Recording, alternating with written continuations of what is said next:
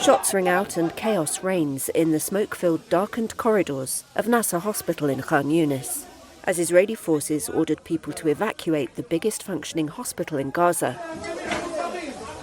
On Thursday, a stream of Palestinians, some injured, some patients, and others sheltering at Nasser, was on the road to the southern border city of Rafah.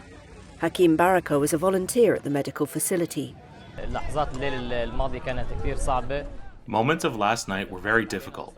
The airstrikes were so intense, and they reached one of the patients' wards. 2 patients were martyred.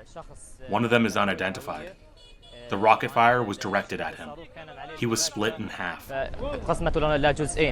We conduct precise... Israel's military called the raid precise and limited, and said it was based on information that Hamas militants were hiding at and had kept hostages in the hospital, and that captives' bodies could still be there. Hamas called that lies. The medical charity Médecins Sans Frontières said Israel shelled the hospital in the early hours, despite having told staff and patients they could remain.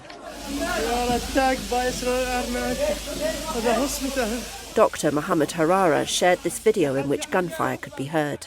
Reuters verified the location and his identity. There's gunfire, heads down. Gaza health authorities said Israel had forced out displaced people and the families of medical staff, and that some 2,000 arrived in Rafah overnight, while others pushed north to Deir al-Balah. Rasmea Abu Jamous says Israeli forces detained her blind husband as they tried to leave together. I was doing kidney dialysis. They destroyed the wall on us, as well as Dr. Rizk's room. They ordered us to leave and fired at us. They fired bombs and rockets on our heads from above. They demolished the building. Israel faces growing international pressure to show restraint, after vowing to launch an assault on Rafah. Israeli raids on hospitals or shelling close to them and targeting of ambulances have caused particular concern.